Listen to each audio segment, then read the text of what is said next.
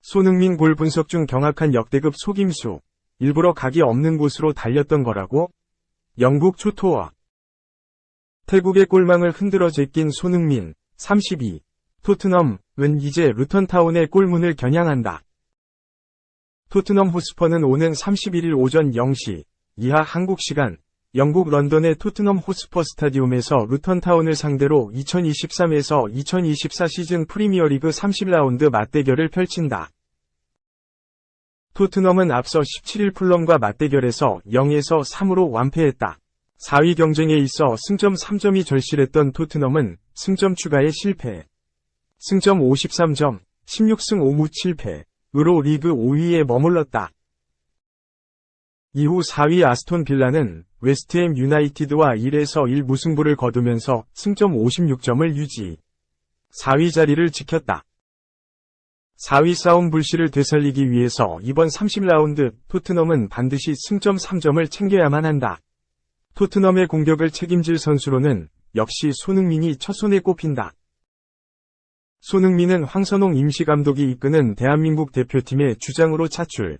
지난 21일과 26일 태국을 상대로 모두 골맛을 봤다. 특히 2차전 원정에서는 이강인의 도움으로 득점에 성공. 불화를 겪었던 이강인과 함께 골 뒤풀이를 즐기면서 마음의 짐도 완벽히 씻어냈다. 사실 손흥민도 지난 풀럼전 완패의 책임에서 자유롭지 못했다. 이 경기 손흥민은 후반 42분 지오바니 로셀소와 교체로 빠져나가기 전까지 약 87분간 그라운드를 누볐다.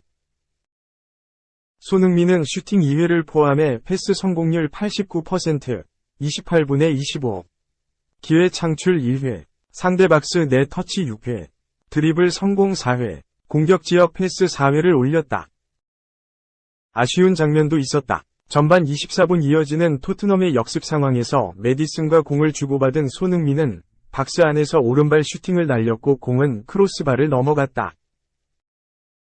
경기 종료 후 영국 풋볼 런던은 손흥민에게 10점 만점에 4점을 부여했다.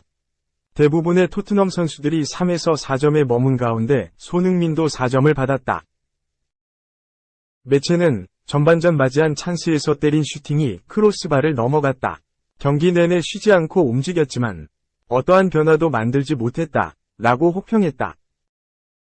영국 90MIN 또 손흥민에게 4점을 매겼다. 매체는 토트넘은 손흥민이 경기 초반 잡은 기회를 골로 만들었다면 어떤 경기를 만들어냈을지 모른다. 라며 손흥민의 슈팅이 득점으로 이어졌다면 경기 내용이 바뀌었을 것이라며 아쉬움을 표했다. 당시 손흥민은 스카이 스포츠와 인터뷰에서 매우 실망스럽고 매우 답답하다.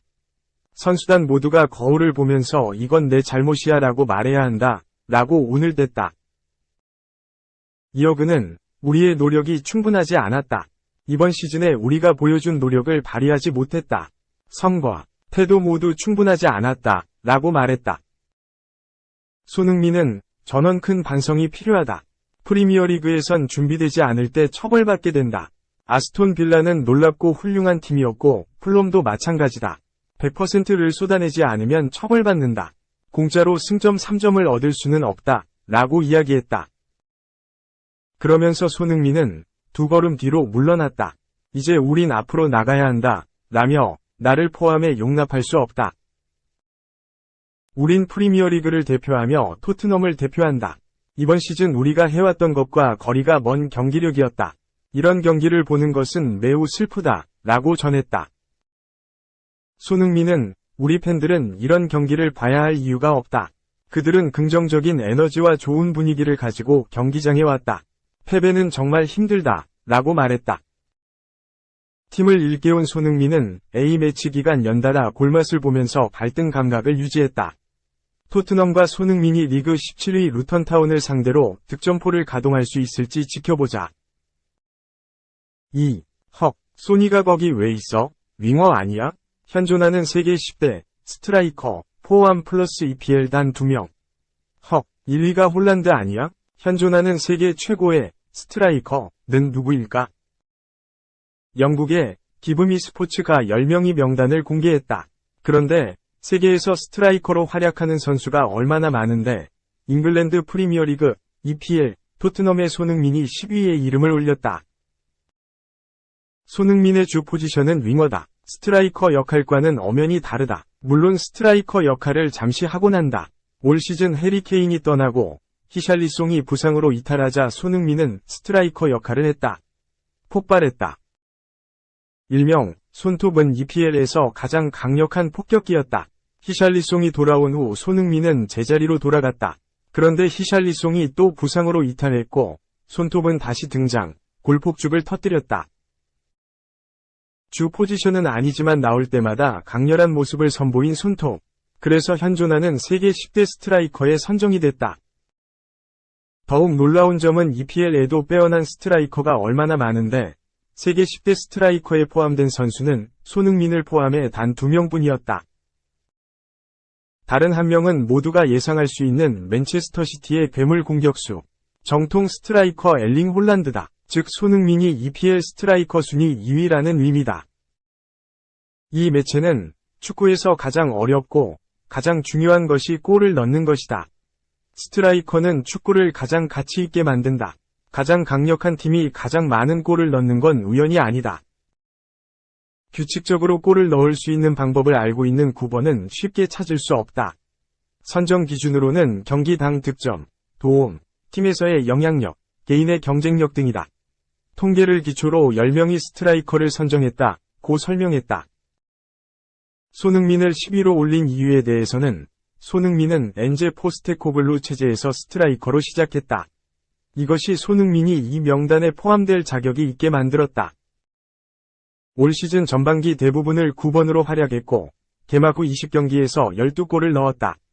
손흥민은 왼쪽 윙어에서 뛰지만 해리 케인의 이적은 그에게 9번 자리를 열어줬다. 손흥민은 양발잡이에 날카로운 마무리 능력을 가지고 있다. 이 명단에 포함될 수 있는 이유다. 라고 평가했다.